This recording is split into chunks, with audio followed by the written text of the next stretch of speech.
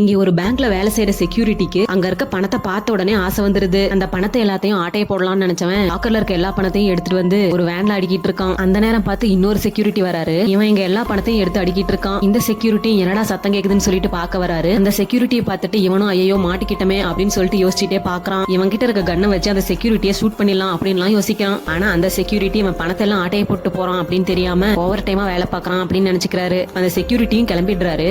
அவர் போன உடனே மீதி இருக்க எல்லா பணத்தையுமே அந்த வேனுக்குள்ள ஏத்திடுறான். அது மட்டும் இல்லாம எந்த சாட்சியும் இருக்க கூடாது அப்படின்னு புத்திசாலித்தனமா யோசிச்சு அங்க இருக்க எல்லா சிசிடிவி கேமராவையும் அடிச்சு உடைச்சிடுறான். ரெடி ரெக்கார்ட் ஆன ஃபுட்டேஜையும் எடுத்துட்டு போயிடுறான். இப்ப வெளியே போயிட்டு வேன் எடுத்துட்டு கிளம்பலான்னு பார்த்தா அந்த டோர் நிறைய பணம் இருக்கிறதுனால க்ளோஸ் ஆக மாட்டேங்குது. அதனால வேனுக்குள்ள போயிட்டு அந்த பணத்தெல்லாம் மேல் பக்கமா தள்ளிட்டு இருக்கான். இப்போ பணத்தெல்லாம் தள்ளிட்டு இருக்கும் போது வேனோட டோர் ஆட்டோமேட்டிக்கா க்ளோஸ் ஆயிடுது.